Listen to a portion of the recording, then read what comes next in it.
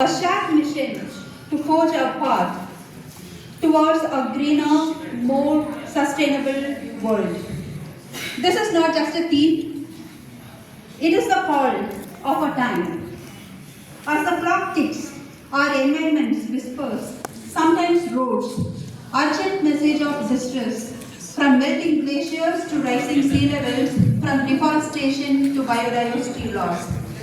The signs are unmissable.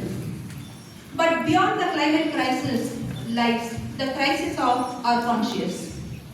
One that challenges ours is to act and our capacity to innovate our wisdom. Sustainability is not a trend. It is a necessity. And it is far more than planting trees or reducing plastic.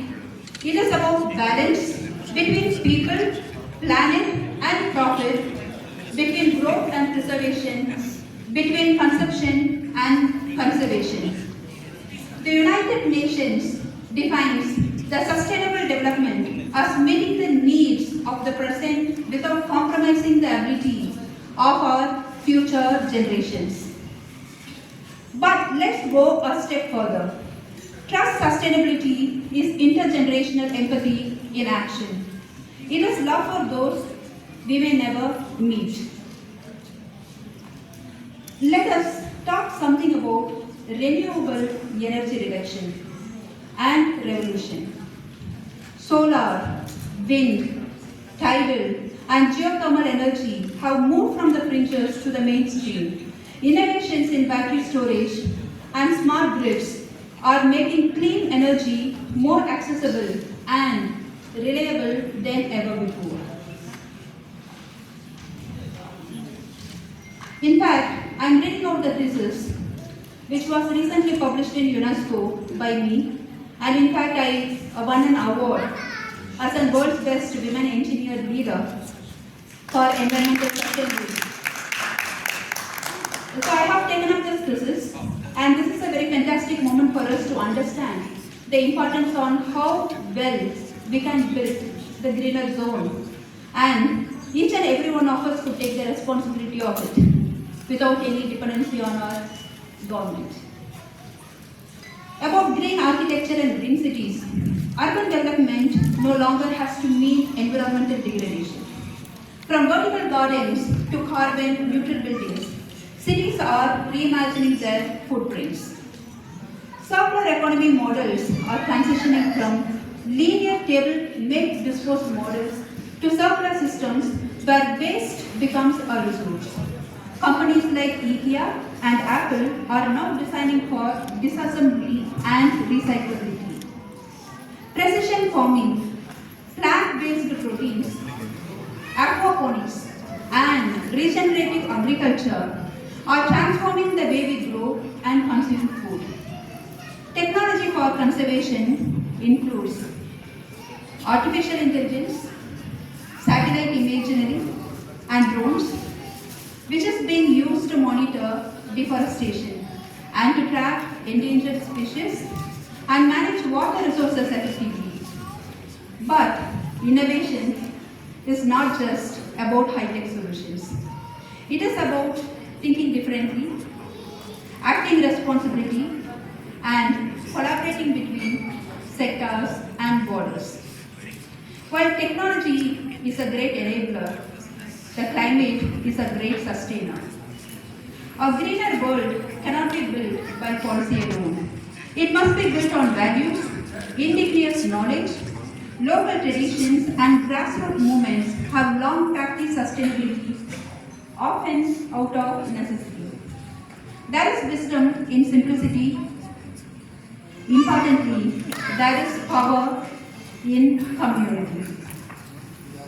From the forest conservation efforts of tribal communities in India to the zero-based life cycle movements in urban Europe, we see that the sustainability can be deeply cultural. We must preserve and integrate these live examples into our global frameworks. Empowering local communities, especially women and youth, is crucial. They are not just beneficiaries of change, they are the architects of it. Government policy must rise to the occasion. Incentives for green technology, carbon pricing, environmental taxation, and climate finance mechanisms are essential tools. But no country can do it alone. We all will have to get integrated and work together for this great mission. International cooperation, as seen in Paris Agreement and the COP summits, must be backed with accountability and transparency. We need enforceable commitments, not just ceremonial promises, what's happening in today's politics. Moreover, we must ensure that the sustainability efforts are just, meaning they include developing nations, marginalized communities, and vulnerable populations. Let us remember, once again, let us remember, climate justice is a social justice. The road to sustainability is not without obstacles. Political short-sightedness, economic interests that resist change, technological gaps in developing countries, public apathy, and most importantly, misinformation. Let us not fall into the trap of greenwashing, where appearances of sustainability are more valued than the real impact. Sustainability should never be a marketing strategy. It must be a moral commitment. So, what do? We educate ourselves and others. We innovate with empathy and purpose. We collaborate across nations, sectors, and ideologies. And most importantly, we act because the cost of inaction is the price of the next generation, which should never have to pay. If you want to change the future, we must begin by changing the way we educate our present. Sustainability education must start not just in universities, but also in research labs, but in elementary classrooms, homes, and even public spaces. Our curricula need to evolve from rote learning to real-world learning, from memorizing facts to understanding systems thinking. Imagine if every child learned not only about algebra and grammar, but also about climate action, biodiversity, responsible consumption, and ethical leadership. Imagine a generation that not only knows sustainability but lives it. We need eco-literate citizens, not just engineers and entrepreneurs, but conscious consumers, mindful leaders, and compassionate global citizens. Programs like UNESCO's Education for Sustainable Development, we call it as ESD, and movements like Fridays for Future, led by youth like Greta Thunberg, reminds us that education is not just a luxury. It's a lever for planetary transformation. While governments and individuals play a role, the private sector has perhaps the largest footprint and therefore the greatest opportunity to lead change. We must have heard about corporate social responsibility, taking care of social awareness, importance, welfare, and it should evolve into corporate environmental accountability. We are seeing a growing number of companies taking bold steps, and based on our research, I am addressing few companies which are already working on that.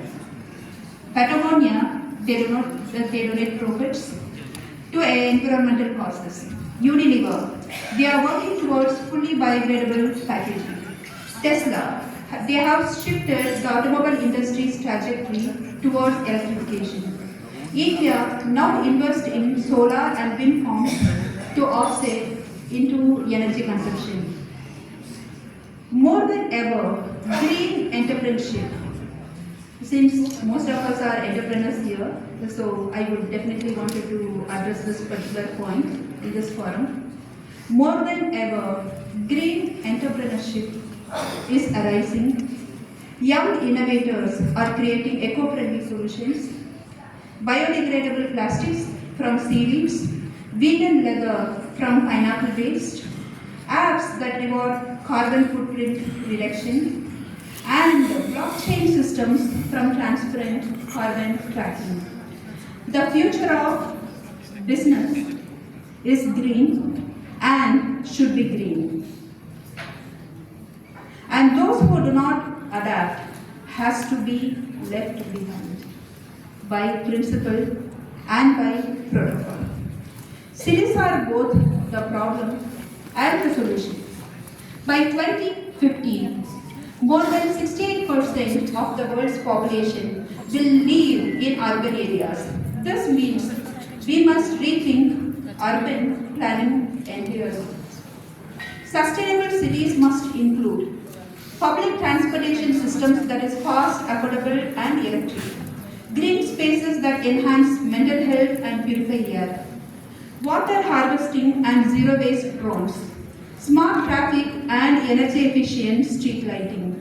Let's learn from cities like, based on our research, Copenhagen, which aims to be carbon neutral by 2025. How awesome would it be? Singapore, which has vertical gardens and a highly efficient public transport system. Brazil, known for pioneering bus rapid transit, BRT, and urban forestry. Sustainability, once again, should not be a luxury. It must be embedded into the DNA of our urban infrastructure. A greener world is not just about reducing carbon.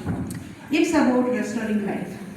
Every species plays a role in the ecological balance.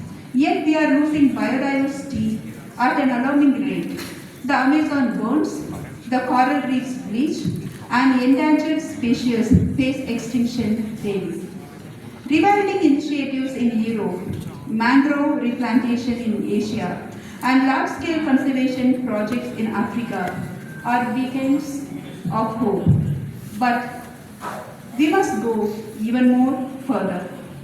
We must create more wildlife corridors to connect fragmented habitats, community-based conservation where the locals are stakeholders, policies to curb illegal wildlife trade and overfishing. Let us remember, protecting biodiversity is not just ethical, it is essential. Technology, if used responsibly, can be one of the greatest allies in the climate fight. So, 2-3 important technologies which we currently use for greener zone could be, everyone knows, artificial intelligence, blockchain and digital twins. Most importantly, this digital twins technology is becoming very popular in environmental sustainability because it can stimulate planning impacts before real world implementation. So it provides a lot of prototypes. And it's still in research, but a few countries are already operating that. We must pair these powers with ethics. Digital equity is key so that the innovation serves all of humanity, not just the privileged few. Facts don't change people, feelings do. What? Don't change people, feelings do. It means the behavioral change is also an important aspect which has to be considered. And this is considered as an underutilized strategy in sustainability, that is our behavioral change. It's not enough to know what's right.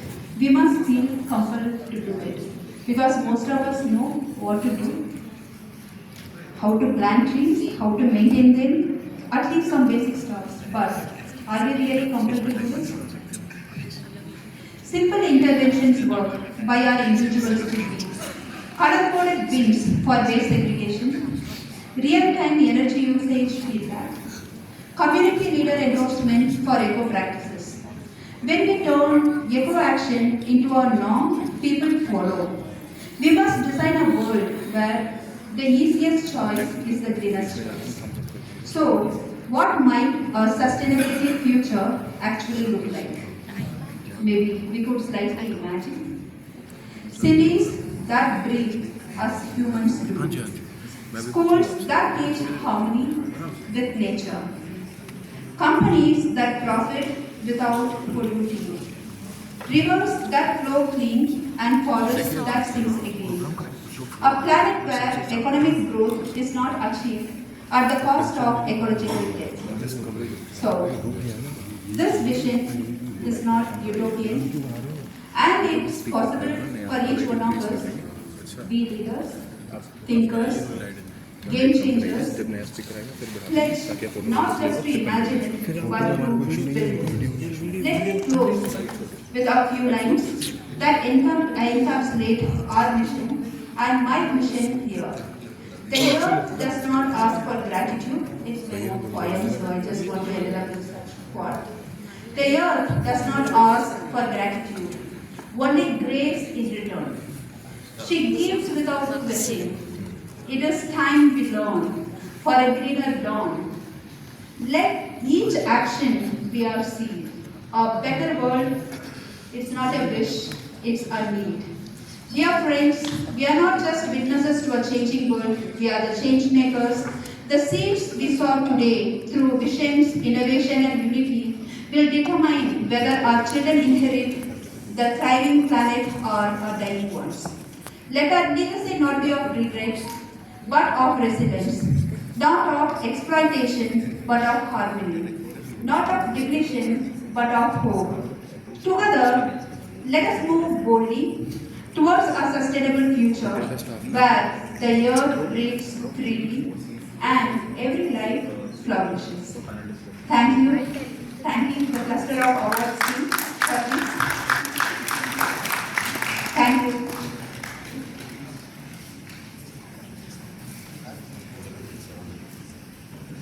Thank you so much for giving us an innovative presentations and of course giving her expertise. Now we will request Mr. Akshay to kindly come onto the stage to felicitate Dr. Sheeba. Put your hands together for Dr. Sheeba once again, please.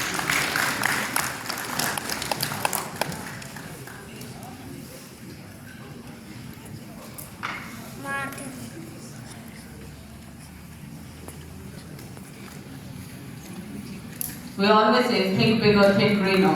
So she has the entire deep dive meaning about all the greenery and of course the innovation and strategies for a greener world. Thank you so much, Dr. Sheeba. Moving on to the next, we have Ms. Neelam Naseem. Ms. Neelam Naseem will be sharing her thoughts on inward growth shows outward the key to success. Put your hands together.